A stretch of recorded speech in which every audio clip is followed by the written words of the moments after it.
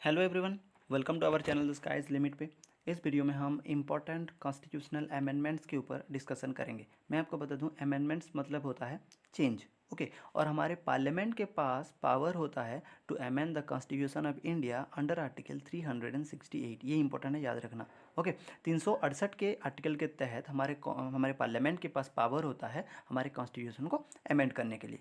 और इस वीडियो में हम 18 मोस्ट इंपॉर्टेंट कॉन्स्टिट्यूशनल अमेंडमेंट के ऊपर डिस्कशन करेंगे, जो कि नॉर्मली एग्जाम में पूछा जाता है। ओके, सो आइए स्टार्ट करते हैं आज के वीडियो को। पहले हम लेंगे, मैं आपको बता दूं, हमारा जब कॉन्स्टिट्यूशन पास हुआ था तब हमारे कॉन्स्टिट्यूशन में सिर्फ 8 शेड्यूल थे। ओके, 8 शेड्यूल थे। एंड इन 1951 पे फर्स्ट अमेंडमेंट हुआ था जिसमें 9 शेड्यूल को ऐड किया गया था। नाइन शेड्यूल में एक्चुअल में वैलिडेशन ऑफ सर्टेन एक्ट, इसका जो नाम है नाइन शेड्यूल का वो है validation of certain act and regulation. Okay, validation of certain act and regulation, याद रखना। इसका मतलब ये है कि अगर पार्लियामेंट, इसमें जो प्रोविज़न है वो ये है कि अगर पार्लियामेंट कोई भी लॉ पास करता है, चाहे वो हमारे कॉन्स्टिट्यूशनल स्ट्रक्चर को, हमारे जो फेडरल स्ट्रक्चर, कुछ भी, ओके, अगर वो कुछ भी अगर पास करेंगे लॉ, कोई भी लॉ अगर हमारा पार्लियामेंट पास करेगा और उसको अगर 9 शेड्यूल में ऐड कर दिया जाएगा, तो अगर हम वो उस लॉ को कॉन्स्टिट्यूशन भी इनवैलिड डिक्लेयर नहीं कर सकता। सो ये जो 9 शेड्यूल है ये एक बहुत ही कंट्रोवर्शियल शेड्यूल है। ओके, और इसीलिए अगर हम देखा जाए तो अभी तक कॉन्स्टिट्यूशनल अमेंडमेंट सबसे ज़्यादा बार 9 शेड्यूल में किया गया है। सो ये इंपॉर्टेंट है, याद रखना। 9 शेड्यूल ऐड हुआ था फर्स्ट अमेंडमेंट 1951 में। नेक्स्ट हम देखेंगे, मैं एक और भी चीज़ बता दूं, जब हमारा कॉन्स्टिट्यूशन पास होने के बाद, मतलब इंडिया को, मतलब आफ्टर 26 जनवरी 1950 के बाद लैंग्वेज बेसिस पे पहला स्टेट बना था आंध्र प्रदेश। ये बहुत इंपॉर्टेंट है, याद रखना। लैंग्वेज बेसिस पे कोई भी अभी तक स्टेट नहीं बना था। लैंग्वेज बेसिस पे पहला स्टेट बना आंध्र प्रदेश, और ये बना 1 अक्टूबर 1953 में। और ये जो आंध्र प्रदेश है एक्चुअल पे ये माड्रास स्टेट का नॉर्दर्न पार्ट था, जो तेलुगु स्पीकिंग एरिया था। ओके, मतलब तेलुगु स्पीकिंग एरिया को वो लोग आंध्र प्रदेश बनाए लैंग्वेज बेसिस पे। उसके बाद क्योंकि लोगों को भी नेसेसिटी, उनको भी पता चल गया था कि एक्चुअल पे लैंग्वेज बेसिस पे स्टेट होना चाहिए, इसीलिए हमारा जो पार्लियामेंट है वो पास किया 7th अमेंडमेंट 1956, जिसमें लैंग्वेज बेसिस पे स्टेट का, राज्य का पुनर्गठन किया जाए। ऐसा नहीं कि कोई भी रीजनल लैंग्वेज है तो उसके ऊपर उसको मतलब एक स्टेट दिया जाएगा, ऐसा नहीं है। बट कुछ लिमिटेशन यहाँ पर रखा गया, और ये प्रोविज़न पास कर दिया गया, reorganisation of state on a linguistic basis. और 1960 में जैसे मैं आपको एग्जांपल दे देता हूँ, 1960 में जो बॉम्बे रीजन था वो गुजरात एंड महाराष्ट्र में डिवाइड हो गया। ओके, ये लैंग्वेज बेसिस पे वो हुआ था। फिर आगे जैसे कि छत्तीसगढ़, झारखंड, वो सब स्टेट बने। नेक्स्ट हम देखेंगे फिफ्टींथ अमेंडमेंट 1963। इस अमेंडमेंट में हाईकोर्ट के जो जज होते थे उनका रिटायरमेंट एज इंक्रीज हुआ था फ्रॉम 60 to 62। इंपॉर्टेंट है, याद रखना। 60 साल से 62 साल तक उनका, जो 60 साल पहले था वो अभी 62 साल हो गया उनका रिटायरमेंट एज, हाईकोर्ट जजेस का retirement as in 15th amendment 1963। ये इंपॉर्टेंट है, याद रखना। नेक्स्ट हम देखेंगे 21st अमेंडमेंट 1967। मैं आपको बता दूं कि मैं पहले से बताया था कि जो हमारे कॉन्स्टिट्यूशन जब पास हुआ तब हमारे कॉन्स्टिट्यूशन में सिर्फ 8 शेड्यूल था। ओके, और 8 शेड्यूल डील करता है लैंग्वेज को, रीजनल लैंग्वेज को, जब उस टाइम पे 14 सिर्फ रीजनल लैंग्वेज था। Okay, and in 21st amendment 1967 में सिंधी लैंग्वेज को, याद रखना, सिंधी लैंग्वेज को एज 15th रीजनल लैंग्वेज, पहले 14 था फिर हो गया 15th रीजनल लैंग्वेज, हमारे 8 शेड्यूल में ऐड किया गया सिंधी लैंग्वेज को। अगर हम एट प्रेजेंट की बात करें, अभी की बात करें, तो अभी हमारे कॉन्स्टिट्यूशन में 22 रीजनल लैंग्वेज हमारे 8 शेड्यूल पे है, याद रखना। सो 21st अमेंडमेंट 1967 में सिंधी लैंग्वेज को as the 15th regional language add किया गया। नेक्स्ट हम देखेंगे 31st अमेंडमेंट 1973। ये इंपॉर्टेंट है, बहुत इंपॉर्टेंट है। ओके, ये क्योंकि एग्जाम में पूछा जाता है।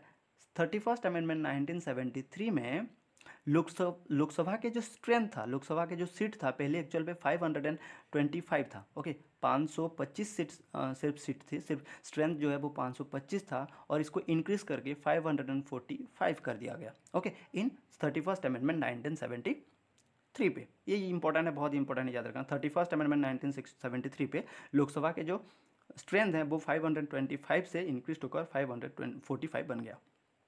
नेक्स्ट हम देखेंगे 39 अमेंडमेंट 1975। ये बहुत इंपॉर्टेंट है। क्यों इंपॉर्टेंट है मैं आपको बताता हूँ। हमें पता है कि हमारे इंडिया का, हमारे कंट्री का जो फर्स्ट विमेन प्राइम मिनिस्टर हैं वो है इंदिरा गांधी। ओके, और वो पहला उनका टर्म था 1966 पे। ओके, फिर सेकंड टर्म था 1971 में।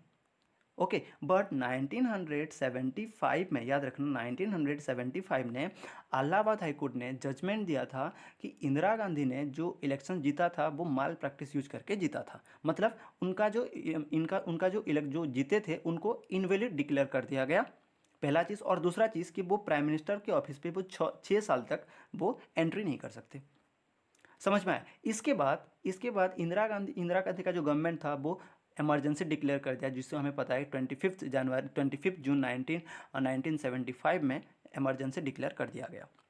समझ में आया, कब किया गया? 25 जून 1975 पे इमरजेंसी डिक्लेयर कर दिया गया। फिर 71st अमेंडमेंट, उसके बाद 39 अमेंडमेंट 1975 पास किया गया। ओके, क्या 79 अमेंडमेंट 39 अमेंडमेंट 1975 ऐड कर दिया, मतलब पास किया गया, जिसमें इलाहाबाद हाईकोर्ट ने जो जजमेंट दिया था उसको इनवैलिड प्रूव करने के लिए ये अमेंडमेंट पास कर दिया गया। समझ में आया। नेक्स्ट हम देखेंगे 41st अमेंडमेंट 1975। एक और भी चीज़ मैं आपको बता दूं, जो इमरजेंसी जो लागू किया गया था वो 25 जून से 1975 तक, 25 जून 1975, ओके, से 21 मार्च 1977।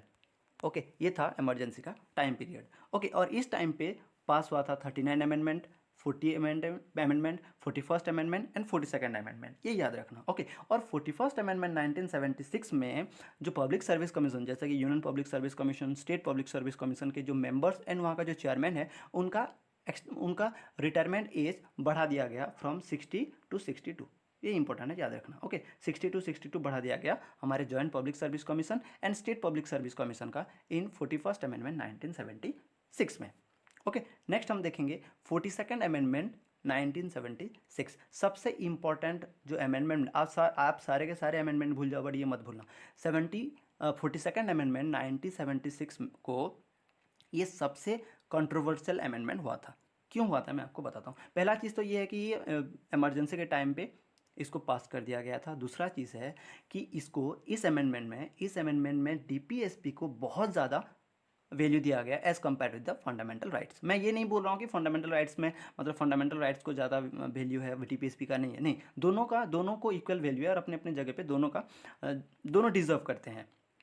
ओके, बट यहाँ पर इस अमेंडमेंट में ये प्रोविजन लाया गया कि अगर डीपीएसपी में कोई भी आर्टिकल यहाँ पर अगर ऐड किया जाता है, चाहे वो फंडामेंटल राइट्स को वायोलेट भी क्यों ना करता हो। अब ध्यान से समझिए मैं क्या बोल रहा हूँ। डीपीएसपी में कोई भी अगर आर्टिकल ऐड कर दिया गया, अगर वो फंडामेंटल राइट्स को अगर वायोलेट भी करता है तो वो इनवैलिड डिक्लेयर नहीं होगा। मतलब इतना ज़्यादा पावर दे दिया गया था डीपीएसपी को।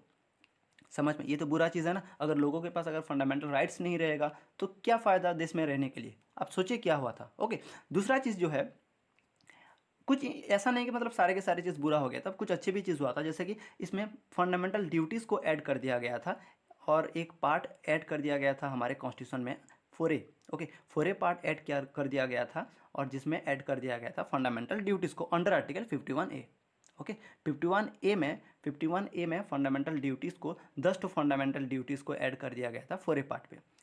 सेकंड, यहाँ पर एक और भी चीज़ इंपॉर्टेंट चीज़ हुआ था। पहले लोगों के पास ये क्वेश्चन था कि हमारा जो प्रियम्बल है उसको अमेंड किया जा सकता है या फिर नहीं, और 42nd अमेंडमेंट 1976 ने हमारे प्रियम्बल को भी अमेंड कर दिया गया और दो नए वर्ड्स हमारे प्रियम्बल में ऐड कर दिया गया। जो पहले था वो हमारे country sovereign, democratic and Republic था, और दो नया वर्ड यहाँ पर यूज़ कर दिया गया, सोशलिस्ट एंड सेकुलर, और हमारा प्रियम्बल बन गया sovereign, socialist, secular, democratic and Republic. हम लोग जो सेकुलर कंट्री सेकुलर बोलते हैं ना, वो नॉर्मली पहले नहीं था। ये 42nd अमेंडमेंट 1976 के बाद ये सेकुलर हम मतलब जो सेकुलर वर्ड है वो ऐड हुआ है। और यहाँ पर unity and integrity of the nation, ये दो वर्ड भी हमारे प्रेम्बल में ऐड हुआ था।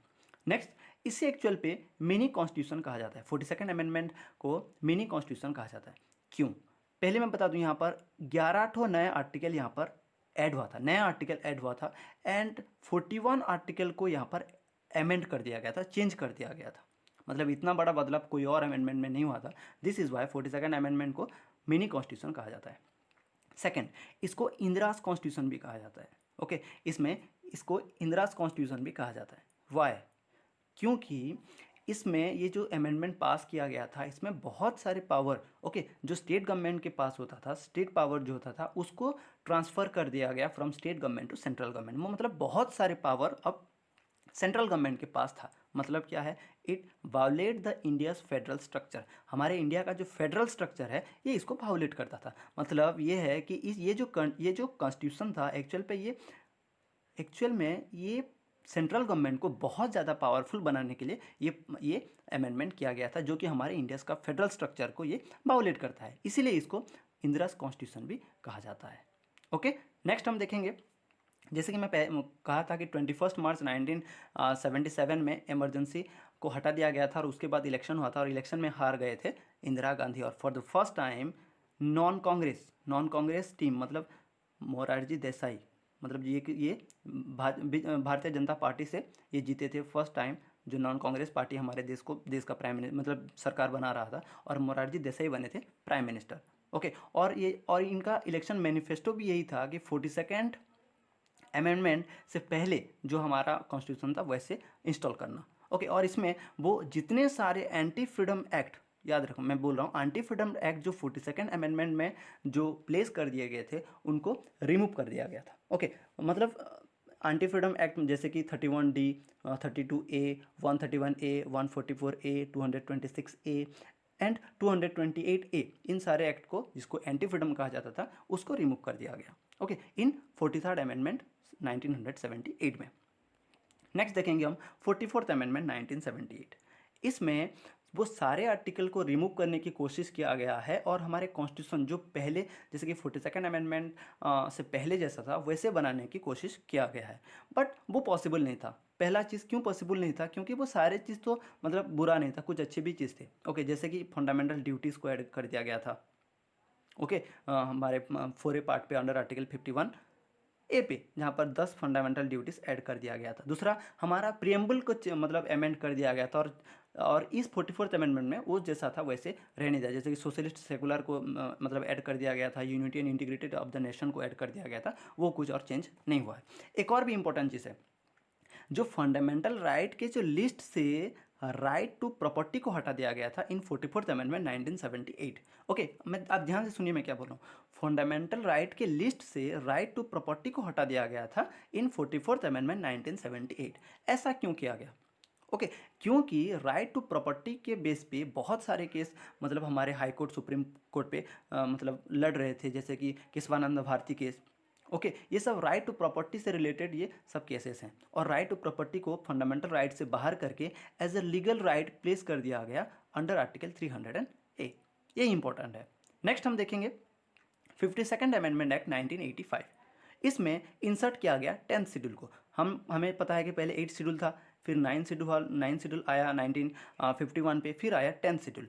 10th schedule anti defection law, 10th schedule मतलब एंटी डिफेक्शन लॉ, और इसमें प्रोसीजर है कि अगर हमारे जो एमपीज या फिर जो एमएलएज हैं, जो मेंबर्स ऑफ पार्लियामेंट हैं और जो मेंबर्स ऑफ लेजिस्लेटिव असेंबली हैं, चाहे वो लेजिस्लेटिव काउंसिल के भी मेंबर्स क्यों ना हो, उनको, वो अगर अपना काम ठीक से नहीं करेंगे तो उनको डिसक्वालीफाइड डिक्लेयर किया जाएगा, और ये है 10th शेड्यूल पे। ओके, जिसको एंटी डिफेक्शन लॉ कहा जाता है, और ये इंसर्ट हुआ था 52nd अमेंडमेंट 1985 पे। नेक्स्ट हम देखेंगे 61st अमेंडमेंट 1989। ये बहुत इंपॉर्टेंट है। 44 अगर आप अमेंडमेंट याद कर रहे हैं, 42nd कर रहे हैं, 44 कर रहे हैं, तो उसके साथ 61 भी कर लेना, क्योंकि ये भी बहुत इंपॉर्टेंट है, ये एग्जाम में पूछा जाता है। इसमें हमारे जो वोटिंग एज, पहले 21 वोटिंग एज था, 21 साल होने से ही लोग दे पाते थे वोट। अब जो 18 ईयर्स हैं, पहले 21 होने से दे पाते थे, अभी 18 ईयर्स होने से लोग जो दे पा रहे हैं वोट, ये हुआ था एक्चुअल पे 61st अमेंडमेंट 1989। ये बहुत इंपॉर्टेंट है। हमारे जो वोटिंग एज है वो रिड्यूस हुआ था फ्रॉम 21 to 18, याद रखना, 61st अमेंडमेंट 1989। नेक्स्ट देखते हैं 71st अमेंडमेंट 1992। ओके, और इसमें 71st अमेंडमेंट 1992 में मणिपुरी, कोनकानी एंड नेपालीज, ये 3 रीजनल लैंग्वेज ऐड हुआ था इन द 8th शेड्यूल। ओके मैं पहले से आपको बताया था कि 21st अमेंडमेंट में हुआ था सिंधी लैंग्वेज को as 15th regional language add किया गया था, फिर आया Manipuri, Konkani and Nepali in the 8th schedule, जो कि अभी बन गया हमारा 18 रीजनल लैंग्वेज, ओके, जो कि ऐड हुआ था इन द 71st अमेंडमेंट 1992 में 3 लैंग्वेज ऐड हुआ था, मणिपुरी, कोंकणी, नेपाली, और बन गया 18 रीजनल लैंग्वेज। नेक्स्ट हम देखेंगे 73rd amendment 1992, 73rd amendment 1992 with effect from 1993। इसमें पंचायती राज को कॉन्स्टिट्यूशनल स्टेटस मिला, ओके, पंचायती राज को कॉन्स्टिट्यूशनल स्टेटस मिला और 11th शेड्यूल को ऐड किया गया, ओके, 11th शेड्यूल को ऐड किया गया टू डील विद द पंचायती राज। और पार्ट 9 में, ओके, पार्ट 9 में कुछ आर्टिकल भी इंसर्ट किया गया, आर्टिकल 243A से लेकर आर्टिकल 243O, ओके। सो इसमें अभी पार्ट 9 में है आर्टिकल 243, 243A एंड 243O, जो कि पंचायती राज को डील करते हैं।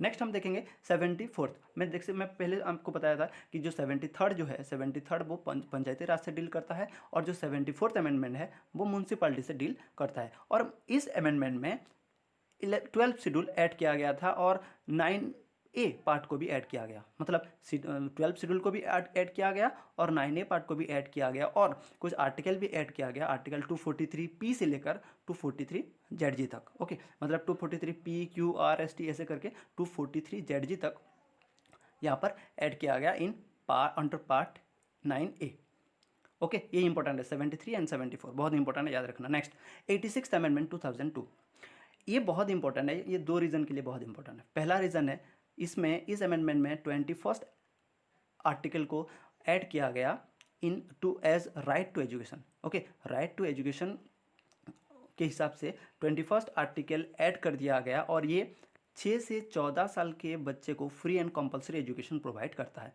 आई रिपीट, मैं फिर से बोलता हूँ कि इसमें इस आर्टिकल जो है ये 6 से 14 साल के सारे बच्चे को free and compulsory education provide करता है, ओके। और एक वजह है कि ये बहुत इंपॉर्टेंट है, हम पढ़े थे कि 42nd अमेंडमेंट में, ओके, 42nd अमेंडमेंट में 10 ठो फंडामेंटल ड्यूटीज ऐड कर दिया गया था, okay, under part 4A under article 51A, part 4A में है अंडर आर्टिकल 51A पे। और इस अमेंडमेंट में एक और फंडामेंटल ड्यूटी को ऐड कर दिया गया as 11th fundamental duty, okay, in part 4A under article 51A, same पे वही आर्टिकल वही पार्ट पे 11th नंबर फंडामेंटल ड्यूटी को ऐड कर दिया गया। सो ये है 86th अमेंडमेंट 2002। यहाँ पर बहुत सारे बच्चे को एक डाउट भी होता है, आर्टिकल 45 क्या है। मैं आपको बता दूँ 21A और आर्टिकल 45 जो है ये दोनों एजुकेशन से रिलेटेड है। पहला चीज़ ये है कि आर्टिकल 21A ये एक फंडामेंटल राइट्स है, एंड 45 जो है ये DPSP है, directive principle of state policy है। आर्टिकल 21A जो है वो 6 से 14 साल के बच्चे को free and compulsory education provide करता है, और जो आर्टिकल 45 है ये 6 साल तक, आई रिपीट, 6 साल तक के बच्चे को अर्ली चाइल्डहुड केयर देता है। ये इंपॉर्टेंट है, याद रखना। मतलब जो 21A जो है वो 6 से 14 साल के बच्चे को फ्री एंड कंपलसरी एजुकेशन देता है, एंड आर्टिकल 45 जो है वो 6 साल तक के बच्चे को अर्ली चाइल्डहुड केयर देता है। ये इंपॉर्टेंट है, याद रखना, ओके। नेक्स्ट हम देखेंगे 17 most important amendment, that is 92nd amendment 2004, okay. और इसमें इस अमेंडमेंट में Bodo, Maithili, Santali and Dogri in 4 regional language को हमारे 8th शेड्यूल में इनको इंक्लूड कर दिया गया। यहाँ पर एक और भी चीज़ है, मैं आपको बताता हूँ। 21st याद रखना, 21st, 71st and 92, okay. 21st में सिंधी लैंग्वेज को ऐड कर दिया गया था, 71st में मणिपुरी, कोंकणी एंड नेपालीज को ऐड कर दिया गया था, एंड 92nd अमेंडमेंट में बोडो, मैथिली, सांताली एंड डोगरी को ऐड कर दिया गया था इन द 8th शेड्यूल पे। सो ये बहुत इंपॉर्टेंट है, ये ऐसे करके याद रखना, 21st, 71st एंड 92, ओके।